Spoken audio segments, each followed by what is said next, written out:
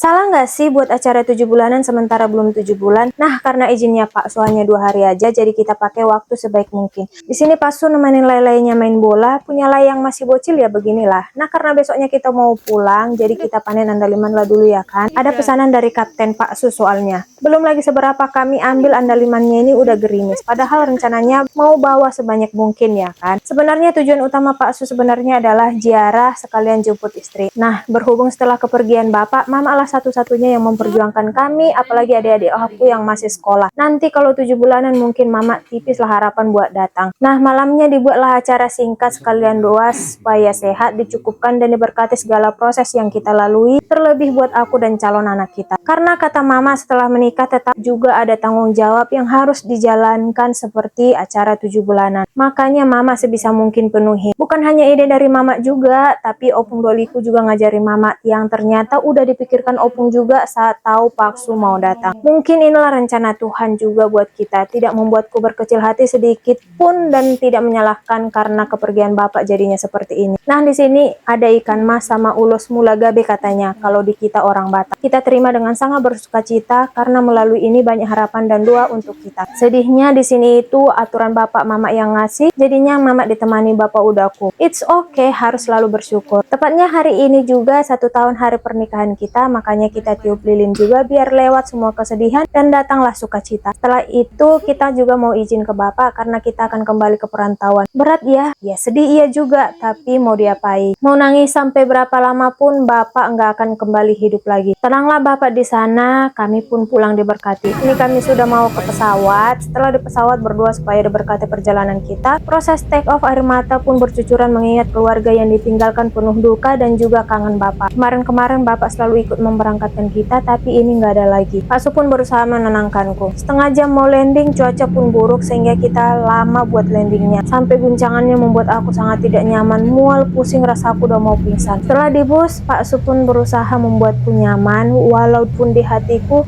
bentar lagi pingsan lah aku rasa ini, saking gak kuatnya.